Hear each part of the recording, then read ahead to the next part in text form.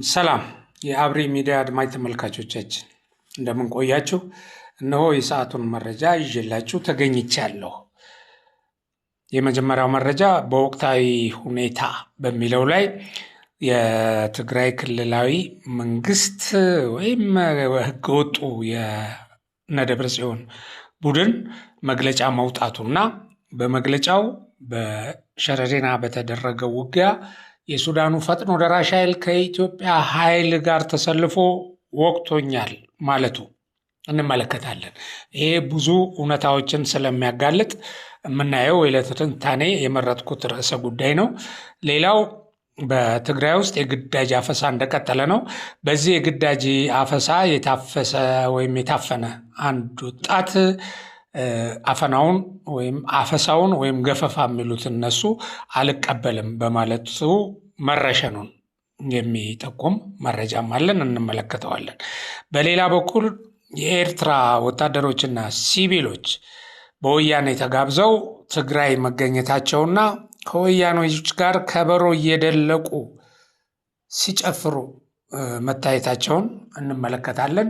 ይህም እንግዲህ ብዙ ወጣቶችን በተለያዩ አውደ ውጊያዎች በሞት ያጣው ወይም የተሰዉበት ወያኔ ለሰዎች እልቂት ወይም ሞት ምንም ደንታ እንደሌለው በሚያሳይ ሁኔታ ከበሮ እየመታ መጠጥ እየጠጡ ከባዕድ አገር ወታደሮች ጋር የባዕድ አገር ወታደሮችን ወደ ድንበር ወይም ወደ ክልሉ በማስገባት መጨፈራቸው ያለውን እንደምታ ወይም የቡድኑን ጨካኝነትና ክፉነት ለሰው ሕይወት ደንታ የሌለው መሆኑን እንመለከታለን። ሌላው እንግዲህ ህወሓት አሁን በተፈጠረው ውጊያ የደረሰበትን ሽንፈት መሰረት አድርጎ የጦር መሪ መቀየሩንና በሰራዊቱ ውስጥ አንዳንድ ያደረጃጀት ለውጥ ማድረጉንም እንመለከታለን። መልካም ቆይታ። እንግዲህ የመጀመሪያው ህወሓት ያወጣውን መግለጫ እንመልከት። የህወሓት መግለጫ በቅጥፈት የተሞላ ነው። ምንድነው የሚለው? የአብይ አህመድ ጄኖሳይዳዊና አምባገነናዊ አገዛዝ ሐምሌ 25 ቀን 2018 ዓ.ም ንጋት አንስቶ በምዕራብ ትግራይ በሸረሪራ አካባቢ በትግራይ ሰራዊት ላይ ይፋዊ ጦርነት መክፈቱ ይታወቃል ይላል።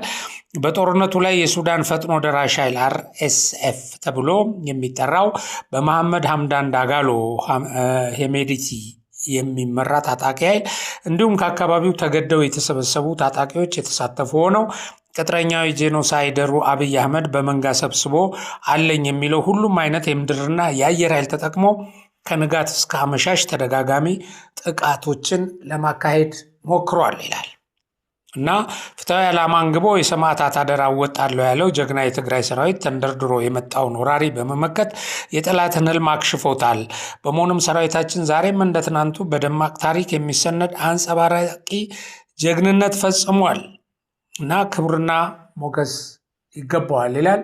በኢትዮጵያ ሰራዊት ላይ በጣም በርካታ ጉዳት ደርሶ ብዙ ቁስለኞቹ በአካባቢው ሐኪም ቤት ይገኛሉ። ሌሎችን ወደ መሀል አገር አጓጉዟቸዋል በማለት ያው ሽንፈቱን ድል አድራጊ ነኝ በሚል በሐሰት መረጃ በመቀየር እንደገና ሌሎች ወጣቶች እንደገና ሌሎች ተጋሮች ወደ ሞት እንዲገቡ ሊያበረታታበት ሞክሯል። በፍጹም በሐሰት ትርክት ማለት ነው እና ይሄንን የሰራዊቱን ሞራል መውደቅ ምክንያት በማድረግ የስነ ልቦና ጥንካሬ እንዲፈጠር እና የወደቀው ሞራሉ እንዲገነባ እንደዚህ አይነት የሐሰት መረጃ ብዙ ካሰላሰለ በኋላ ጽፎ አውጥቷል ህወሓት።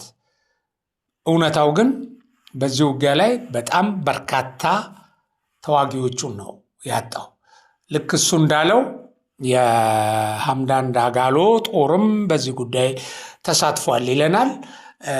እንግዲህ የአንደኛው ብርጌድ በዛሬ ጠዋት በለቀቅነው ዜና ላይም እንዳሳወቅ ነው በመሃል ሱዳን ከድንበር 300 ኪሎ ሜትር አካባቢ ላይ ነው የተመታው እና ይሄ ኃይል በተሽከርካሪ ተጭኖ ወደ ድንበር ወደ ይሄ አርሚ ሰባን ወይም በዚህ በድንበር አካባቢ የኢትዮጵያ ሰራዊት ላይ ጥቃት ለመፍጠር የሞከሩትን አርሚዎች ለማገዝ ሲገሰግስ ነበር።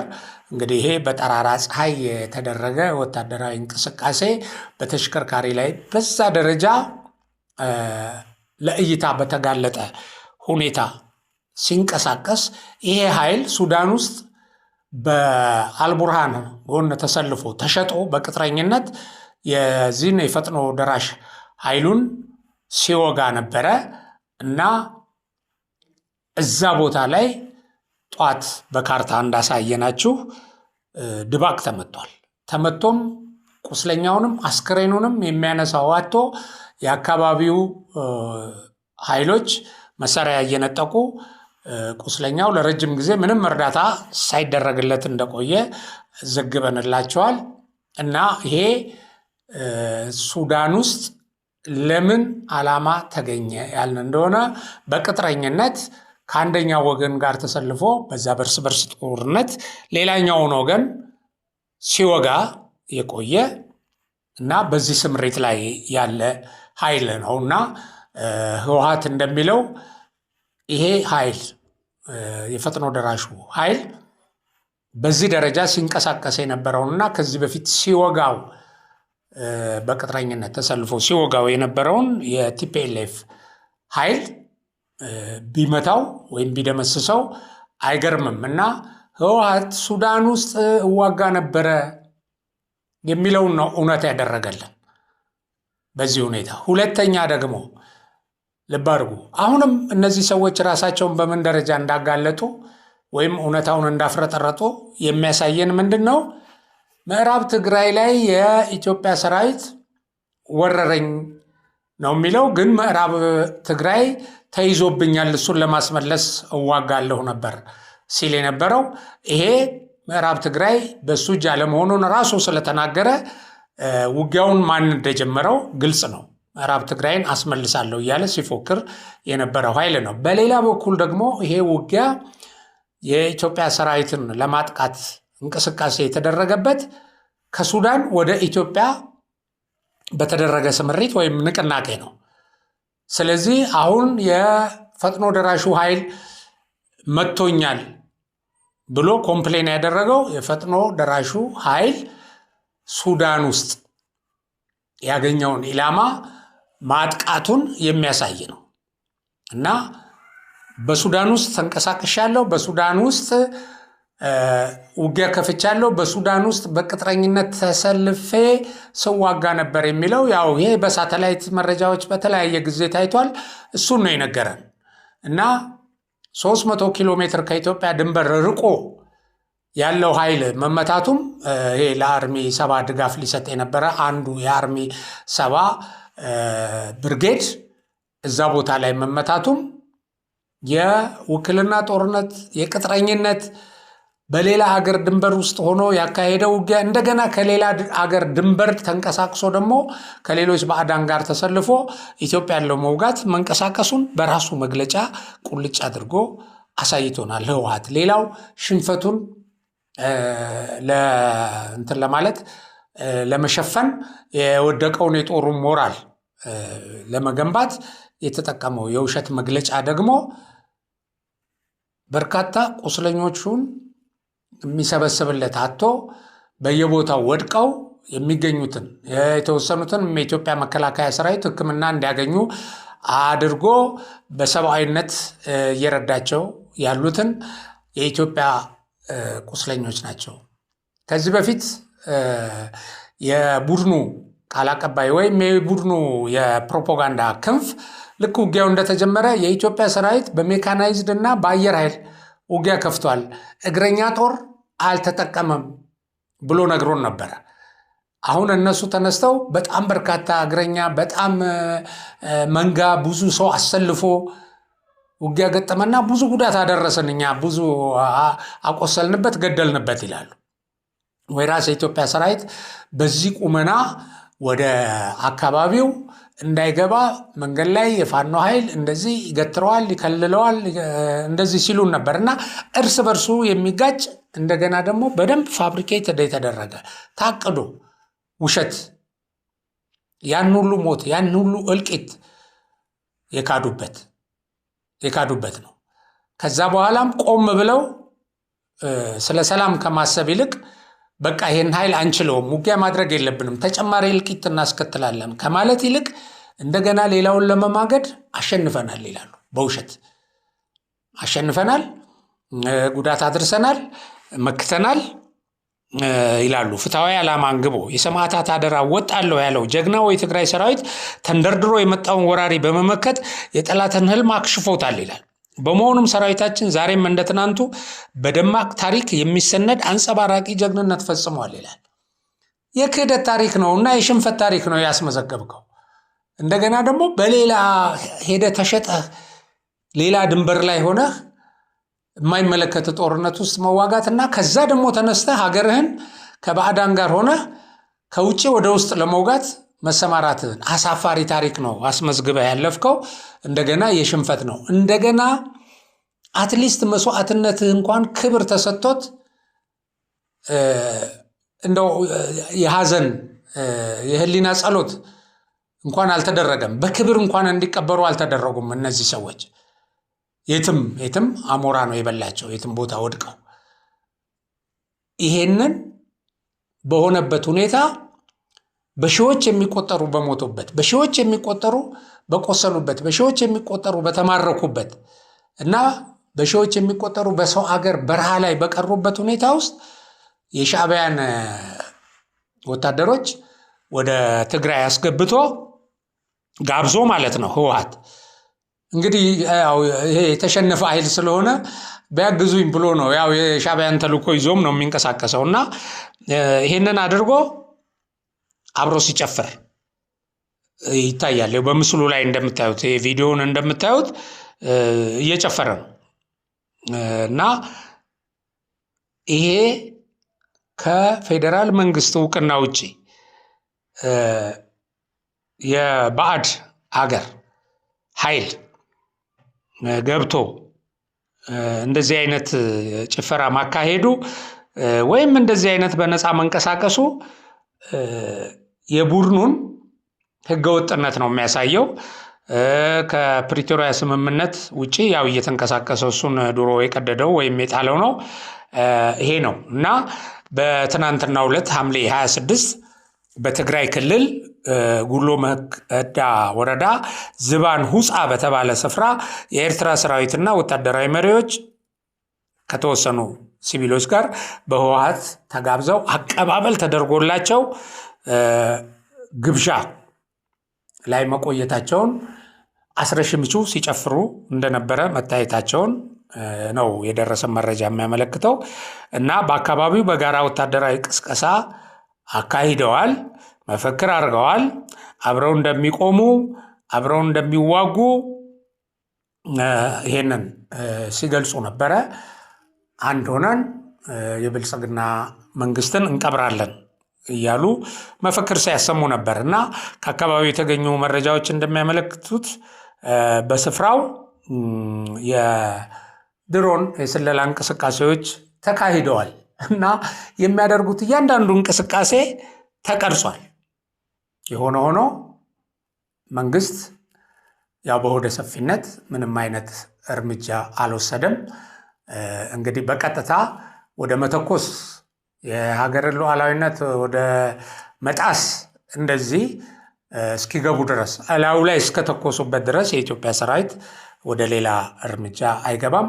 ነገር ግን ይሄ ምን ያሳየናል? አንደኛ ህወሓት ሻዕቢያን እየተለማመጠ እየለመነ እንደሆነ ያው በአቅመ ቢስነቱ ምክንያት ማለት ነው። ሁለተኛ ደግሞ ወገኖቹ አልቀው ያሰማራቸው ወታደሮች በእውነት ይሄ በሸረሪና እንደገና ደግሞ ይሄ በመሃል ሱዳን እንዲሁም ደግሞ በዛ አካባቢ ከሸረሪና ለማጥቃት የሚመጣውን ኃይል ለመቀበልና መንገድ ለመምራት የተዘጋጀው ኃይል ክፉኛ ተደቁሶ በርካታ አስከሬኖች እንደነገርኳችሁ ወድቀው ብዙዎች ቁስለኞች ያው ሕክምና የሚያገኙት ሕክምና እያገኙ በረሃ ላይ የቀሩት ደግሞ እዛው ቀርተው ባሉበት የሚደግፋቸው የሚረዳቸው አጥተው ባሉበት አሰቃቂ የጣር ድምፅ በየቦታው በሚያሰሙበት ሁኔታ ውስጥ እጅግ በሚያሳዝን እነሱ በዚህ ወጣት በሞተበት ባለቀበት በተሰዋበት በመቃብሩ ላይ እየጨፈሩ ነው። የትግራይ እናት ልጇ ሞቷል። የሞተውን ልጇን መርዶ እንኳን በስርዓት አትረዳም። ስለ ጦርነቱ ዜና ስትሰማ ታለቅሳለች፣ ታነባለች እናት። እነሱ ግን ይጨፍራሉ። እና በሌላ በኩል እንዲሁ ይሄ ጨካኝ ቡድን ይሄ የፋሽስታዊ አዋጅ ያወጣ ቡድን በመቀሌ ሰሜን ክፍለ ከተማ ላጪ አዲ ምስጋን ቀጠና ብርሃን ካሳዬ ተክለ የተባለ ህይወቱን ለመለወጥ ታክሲ ይሰራ የነበረ ወጣት ይሄ የኋላ ቀር ቡድን ሽፍቶች በግዳጅ ለውትድርና እንወስድሃለን ሲሉት ከፍላጎቴ ውጪ በግዳጅ አልወሰድም በማለቱ ሐምሌ 26 ቀን 2018 ዓ.ም ጠዋት በአዲ ምስጋን ላጪ በሚባል ቦታ ላይ በለጋ ዕድሜው በጥይት ተኩሰው ረሽነውታል። ይሄን ነው የሚሰራው ህወሓት። በጦርነት ይሞታሉ፣ እሱም ይገላቸዋል። እንደገና በሰዎች መቃብር በሰዎች መስዋዕትነት ላይ እናት ስታለቅስ እሱ ይጨፍራል። ለዛውም ከባዕዳን ጋር፣ ለዛውም ከዚህ በፊት በትግራይ ህዝብ ላይ ጄኖሳይድ ፈጽሟል፣ ሴቶችን ደፍሯል ይባል ከነበረ ኃይል ጋር እንደዚህ የሚያደርግ ከሃዲ ቡድን ነው ህወሓት። እና ያው ለወላጆቹ መጽናናትን እንመኛለን። እንግዲህ ምን ይደረጋል መቼም። በሌላ ዜና የፋኖ እና የአፋር ጉጉሙ መሪዎች በኢትዮጵያ ላይ ስለሚደረገው ስለሚከፍቱት የጋራ ጦርነትና በጋራ ስለሚያደርጉት ትግል ኤርትራ ውስጥ በጋራ ተገናኝተው መምከራቸው ተገኝቷል ማለት ታውቋል። ይህ በፎቶግራፍ የምታዩት ጥምረት ያው ኤርትራ ውስጥ የተነሳ ፎቶግራፍ ነው። የፋኖ ወታደራዊ አዛዥ ነኝ የሚለው ዘመነ ካሴ ከአፋር ጉጉሙ ሊቀመንበር እና ከፍተኛ ወታደራዊ ባለስልጣን ከሆነው ኮሎኔል አብርሃም ኡስማን አልዩ ጋር እንዲሁም ከኤርትራው ተወካይ ጋር በኢትዮጵያና ኤርትራ አቅራቢያ በምትገኝ ቦታ ኤርትራ ውስጥ በምትገኝ የድንበር ከተማ ተገናኝተው ተወያይተዋል። ፎቶ የተወሰደው በዛ ስፍራ ነው እና መሪዎቹ በኢትዮጵያ ያለውን መንግስት በጋራ አጥቅተው ስልጣን በሚይዙበት ነጥብ ላይ ተወያይተዋል ይላል የኤርትራ ፕሬስን ጠቅሶ ዜናውን ያደረሰን ሚዲያ። እንግዲህ ይሄ ነው ያለን የሰዓቱ መረጃ። በሌላ መረጃ እስከምንገናኝ ያው በደህና ቆዩን። በያላችሁበት ሰላማችሁ ይብዛ። አብሪ ሚዲያን ሰብስክራይብ፣ ሼር አድርጉ እና ሌሎች ጋርም እንዲደርስ ፕሮግራማችንን ኮፒ ሊንክ በማድረግ ተባበሩን። እንዲሁም ሚዲያውን ደግፉ። እኛ መረጃ እያሰባሰብን በየቀኑ ቢያንስ ወደ እናንተ እንደርሳለን። ሰላም። ይህ አብሪ ሚዲያ ነው። አብሪ ሚዲያ አንድነትና ፍቅርን በማጎልበት ሰላምና እድገትን በማስፈን ረገድ የበኩሉን አስተዋጽኦ ለማበርከት የሚሰራ ሚዲያ ነው። አብሪ ብሩህ ዘመንን አብሳሪ። አብሪ ሚዲያን ሰብስክራይብ፣ ሼር ያድርጉ።